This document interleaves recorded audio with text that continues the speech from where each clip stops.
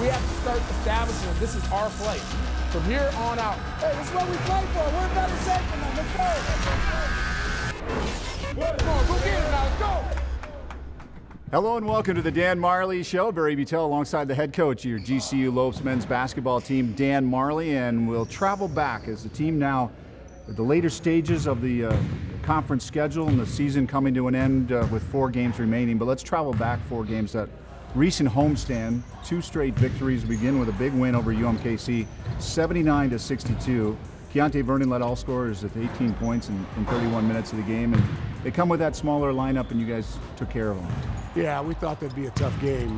You know, they come in, they have a small lineup, they got a bunch of quick guards, which means our bigger guys are going to have to be out on the floor guarding them, and I thought we did a decent job of doing that and just taking care of business.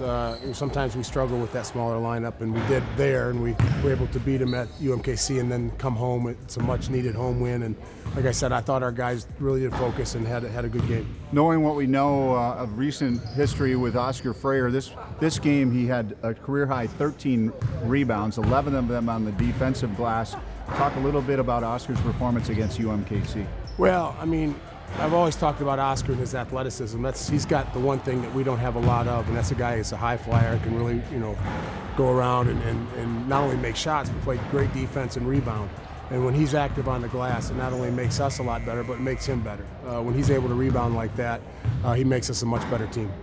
You moved up in the WAC conference standings because you backed up the UMKC win with a big win over Chicago State. You took care of them at Chicago, and it was 89-55 in the game. You limited Fred Sims Jr. in the game. You limited the Cougars to just 34.7% shooting in the game. Yeah, I thought our second half was really good. First half we struggled a little bit because they you know, mix up defenses so many times, and a lot of times our guys were trying to figure out what defense they're in, what should we run, and I just told them in the second half to just go out, move bodies, move ball. Doesn't matter what defense they're in, just attack, and they did a good job of that, and I thought our second half was really strong. Yeah, you had a 22-4 run to begin that second half.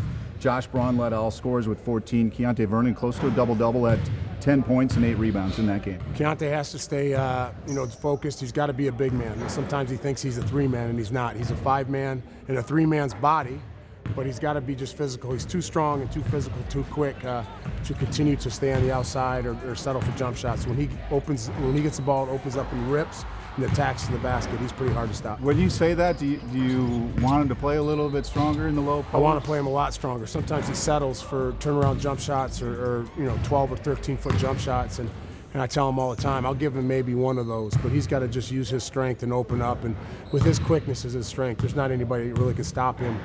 He'll either get fouled or make the basket. You took over sole possession of second place right behind New Mexico State in the Western Athletic Conference, then traveled out on the road and unfortunately a 2-point loss at UTRGV on the 8th of February.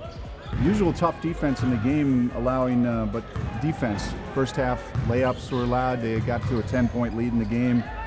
Left some shooters uncontested at the 3-point line in that game. Yeah, just, you know, very disappointed. It's always a tough trip, that trip, and we never really play well at UTRGV, but usually we're able to sneak away with a win. Couldn't do it. I thought the first half we didn't come out focused. Defensively, we weren't very good. This is a team that we should out-rebound. We out-rebounded them by a large margin here at home, and at the end of the day, you look at the stats, I think they shot something like 45, 46%, and they out-rebounded us. And it comes down to you know, close stops at the end. They got every stop they needed, and we couldn't stop them at the end. You know, I thought Ali had a great second half. Really came alive, but it was just a very disappointing loss because that's a win that we needed on the road. Ali had 22 points in the game. How about Casey Benson, his performance? 17 points, 10 rebounds, 6 assists, and maybe more importantly, 0 turnovers. Yeah, probably his best game. I think you know, Casey's starting to figure it out. It's taken him a while, but you know, when he was at Oregon, he was kind of had to play a different kind of style. And here we've asked him to be more aggressive, and he's starting to figure it out. He's being more aggressive, looking for his shot. He's always been a good rebounder and a good passer, we know that, but he's even more dangerous when he's looking for his shot. Not so much shooting it, but looking for his shot, and I thought he was a little bit more aggressive that game, and it showed. Do you think the switch has been? Yeah, I think it really has. I think he's starting to understand what he needs to do and how he needs to be successful in the way we play and in our offense. This final game that we're going to talk about is at New Mexico State. You dropped down to third. With this game, you dropped back down into fourth place. A tough 4-point loss at New Mexico State. A game in which you had a pretty sizable lead. Yeah, I thought we played really well. First half, we came out and jumped on them pretty good. Had a good lead. They're going to fight back. We knew that. Second half, again, I thought we came out really good, but unfortunately, we couldn't keep Ali on the floor. He had scored, 9 straight points there in the second half, picked up 3 quick fouls, and he was out of the game. I thought Oscar played unbelievable. He was very aggressive again with his scoring and his rebounding. So we played well. It's too bad, to get out of there with a 74-70 loss is very disappointing. I think it's a game that, a lot like a lot of other games we had this year, that we could have won and we should have won. But you got to give them credit. They came away with the victory, but I was really proud of my guys, the way they bounced back and were able to perform in front of a packed house against a really good team. Is that a gut that you have? Here's a guy with 4 fouls in the game and yeah, on that hot streak. Why not just because keep it going? He got 2 fouls in the first half. He picked up 2 more quick fouls in the second half, and to be honest with you, and they weren't fouls. So I was just figuring, why sit him for the next 10 minutes? And he goes back in, he's going to be cold, and the way they're calling the game, they're going to foul him out anyway. That was predetermined, I think, because we've looked at the tape, and he fouled maybe 2 times out of the 5. So I just rolled the dice and tried to leave him in there and get as much as I could for the rest of the night. And unfortunately, they called another one right away, which was another touch foul. Well, before we go, I got to get some quick comments from you before we end the segment about Oscar Freyer. What a performance he had in the game, 23 points. Yeah, Oscar, is a talented kid, and he's starting to figure it out. And, Oscar's one of our better players. Obviously, he's been great in practice. He's very verbal. You can just see the jump he's made from a freshman to sophomore. He's getting a lot more confidence in his offensive game. I was really taken to heart that he's got to be a great defensive player, and he did that against Zach Lofton. He did a really good job against him. When you see that confidence going, the way he's hitting shots, and it's exciting. I mean, you look at the future of this Lopes team with Alessandro and Damari and Rob, and then you got Oscar as a sophomore. That's pretty cool. Yeah, he limited Zach Lofton to his 2nd worst scoring throughout the entire season. We'll be back in just a moment with more of the Dan Majerle Show. Welcome back to the Dan Majerle Show. Barry Buetel alongside Oscar Freyer from the GCU men's basketball team. And Oscar, thanks so much for joining us. Yes, sir. We talked to Coach. He talked about how you've really stepped into your own here in this sophomore season. Do you feel more comfortable in this environment? Definitely. I mean, the game's starting to slow down a little bit for me. Putting the trust in my teammates. My teammates, we've been playing with each other since early August. Remember that the Spain trip. Yep. So I think everything's just getting more comfortable for me, for sure. It's funny when you say things have slowed down for you, but then you've provided many a highlight, high-flying, fast-forward motion highlights. What do those feel like, and why are you open so many times and have that opportunity that you create? I think it all starts on the defensive end with our team. I think we're a very good defensive team, so just being in the right position and just knowing where guys are going to go. Coach Lee does a really good job with the scout team. So, I mean, other than that, just learning where places to be at on the court. We recap the UMKC win during the recent homestand for you guys. In that game, a career-high 13 rebounds, 11 on the defensive side. Talk a little bit about that part of your game, too. We knew they were small coming in, so just knowing to crash the boards and just get after them a little bit on the defensive end. And I mean, just having that mentality, what Coach Marley talks about every day at practice, having that mentality is going out and competing every night. And I think that's our biggest thing. Do you find that when you do that on the defensive end, that it frees up some of those highlight reel plays on the offensive side? Definitely. I mean, it's key to each other. It's one to another. And I mean, at the end of the day, that's all he cares about is defense. So just having that mentality, like I said, and just going out there and competing every night. 2 back-to-back wins at home, friendly place to play, then travel out on the road. Tough one against UTRGV, a 2-point loss. Talk a little bit about that game and then going into New Mexico State. We couldn't get a stop all game, which kind of hurt us on the defensive end once again. But offensively, we're getting it going. I think that's where we're going to hang our heads on the next couple of games. But other than that, just having fun. You seemed like you were really focused against New Mexico State, that environment. What was the team's approach as they came into that game? We knew they came in here and they beat us at home, and that one kind of hurt. That stung. That stuck with us a little bit. And I know we just want to go out there and compete. Coach Marley, he had to talk right before the game. He just wanted to go out there and have fun. I mean, I think that's all he wanted to do. It seemed like, you guys play in front of a packed house at home, but there seemed to be a lot of energy in that building. Yes, sir. Well, what's it like to take on a team that certainly is atop this conference and the team to beat? I mean, just going out there competing. I mean, we go out every night, and we know we can get beat on any night. So I mean, just going out there competing and having fun and doing everything we can do with our teammates. You scored a career high 23 points in the game. What was working for you? Jumpers were falling. Jumpers were falling. 3 for 3 at the beginning of the game, first half from 3. So I mean, that kind of helped get my confidence going a little bit, and my teammates found me, set screens, and everything just started to fall our way. Now you got 4 games left. You travel to Bakersfield and then 3 back at home. Take on Bakersfield again to close it out. But you got 2 teams in Utah Valley and Seattle that are right there in the mix with you guys atop the conference. We owed Utah Valley one definitely, because they definitely beat us at their house, which was a much deserved win for them. And Seattle, we got to go out and got to get another win. What are your thoughts and what are the team's thoughts about postseason play? How jacked up are you to play in the tournament? Yeah. We need to win. We need to get these 3 games done in Vegas and go to the big tournament. I have to, before we leave, talk about Damari, your former teammate at Monroe Catholic. How has he adjusted? He's getting a lot more minutes now. Definitely. With Shaq being out, definitely he has to pick up his game. And I think he noticed that he gets in the gym every day and he works on it. So that's the biggest thing with him, just keep on working and grinding, and next year it's his team. You know, you've done a spectacular job in this piece with Jared Martin beyond the camera, giving you a lot of grief. So I want to commend you on that effort as well. I appreciate that. All right, my thanks to Oscar Freyer for joining us. Stay with us. We'll have more of the Dan Majerle Show after we take this time out.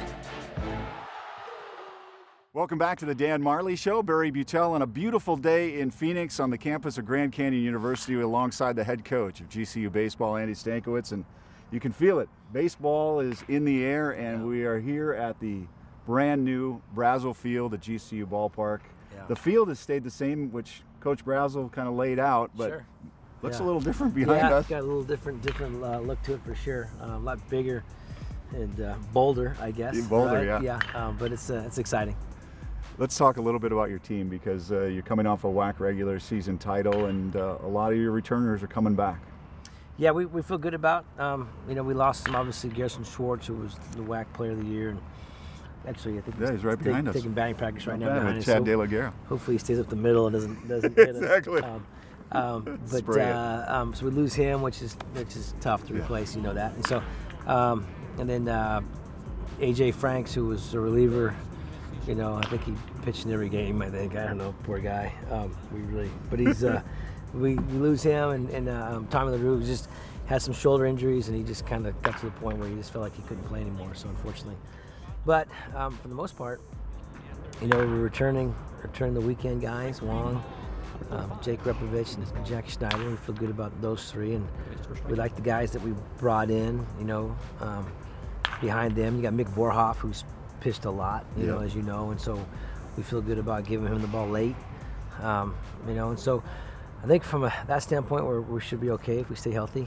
Position player wise, return, like we said, most of the guys, the exception of Garrison and Tommy. So, but they're older group, and they've kind of been through it a little bit. So hopefully they're ready to really step up. Well, do you think that experience is one of the reasons why you guys are predicted to win the WAC by the coaches? Well, I think we had a nice year last year, and so I think that if we won the regular season, they just probably feel with all those guys returning, we should be in the middle of it for sure. And so, like I said, the tricky thing about college baseball is you guys stay healthy, and a couple of years ago when we didn't finish as well in the regular season, we got a little banged up, and we were just kind of found ourselves in a tough spot, and so it's just a matter, I think, now of just getting our work done and doing it well and doing it right, and so that we're ready for a long haul, not just a one weekend deal. All WAC preseason team. You mentioned Jake Wong. Talk a little bit as well about Ian Evans and also Austin Bull.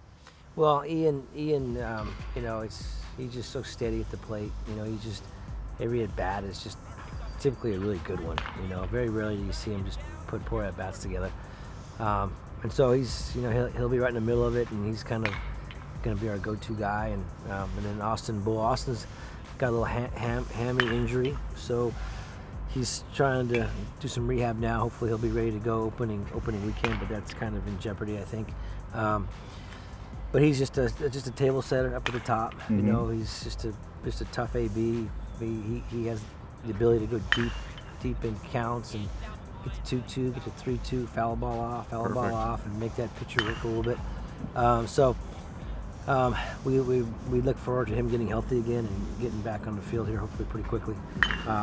So he's done a great job, and Jake Wong is just kind of just matured into a guy that's just a kind of a frontline guy, and we need that. We want to be able to toe up on Friday nights with anybody, and we feel like Jake's the guy to do it. I want to squeeze in one last question. You know, the Ho-Ho-Cam Park is going to be the site of the WAC tournament coming up, postseason eligibility. You just mentioned that. How excited are you and this team to be eligible for postseason play? Yeah, it's been a long time coming. It just seems like 4 years. It seems like it's been eternity. But here we are, and I'm excited for our guys. You know, because the guys, they've been sitting here kind of you know, just we knew that the WAC regular season is all we had. It's tough, you know, to finish at the top or wherever and see other teams go to a tournament and basically us just go home, you know. And so, but now guys are excited. They know that's out in front of us, and so we just, you know, we got to get ourselves ready to play our best baseball late. You know, that's kind of the goal. And so, I think they understand that, and they're excited about the opportunity. I'm excited about the seniors that are going to get a chance to do this. The Repovich, the Warhoff, guys that have been here for the last 3 years, knowing that they had no postseason, and they knew that their senior year would be their shot at getting to a postseason play. And so, you know, I'm really excited about the opportunity that we're going to have for those guys. Well, it all gets started Friday, the 16th of February, coming up. A first of 3 against TCU. That Friday night game broadcast on YourView, Cox Channel 4, also on GCU.TV. And of course, all season long, follow the Lopes at GCULopes.com. Andy, best of luck this season. Very great, thank you. All right, Andy Stankiewicz, head coach of your GCU baseball team. We'll have more of the Dan Majerle Show coming up after this timeout. Welcome back to the Dan Majerle Show. Naperville, Illinois, a suburb of Chicago, is a long way from any beach, but Molly Turner went from walk-on to All-American a season ago. She was just as pesky in the recruiting process as she is on the beach volleyball court. Let's find out more about GCU's beach volleyball's own Molly Turner.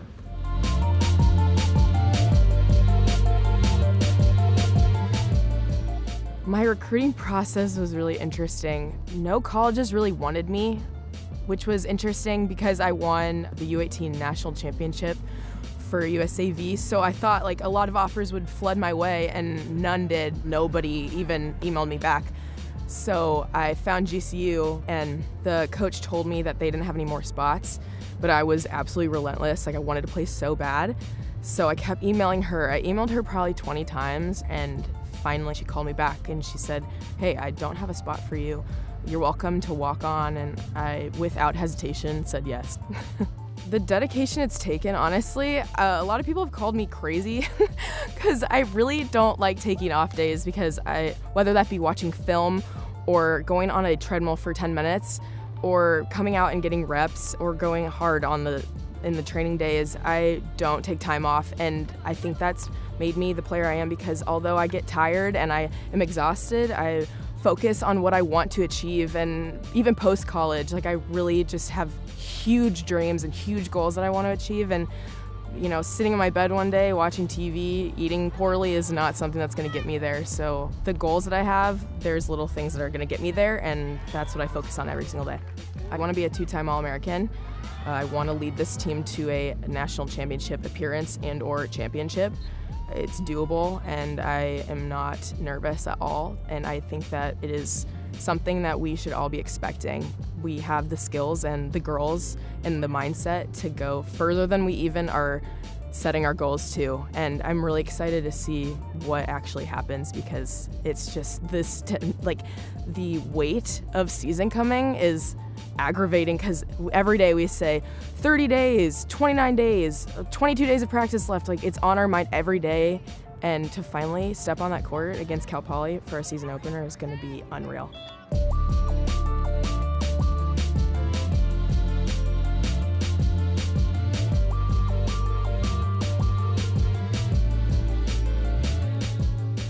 Last year, when I was on the #1 team with Tiasha, I was a junior, and going into that year, I was a little nervous because, well, first off, I was one of the 4 girls who returned or 5, and so it was interesting taking on that leadership role because all the girls were new, so I felt like I needed to, and I felt like taking the load off some of the seniors and have them just focus on their year and their last year and really have fun. It was really rewarding though. I feel like I got our team to a pretty good spot, and I think that's leading into this year and it's helping us build to what we want to do this year as well.